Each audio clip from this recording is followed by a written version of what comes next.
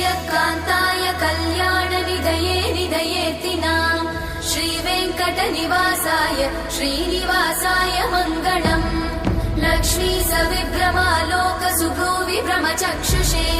चक्षुषे सर्वलोकानां वेङ्कटेशाय मङ्गलम्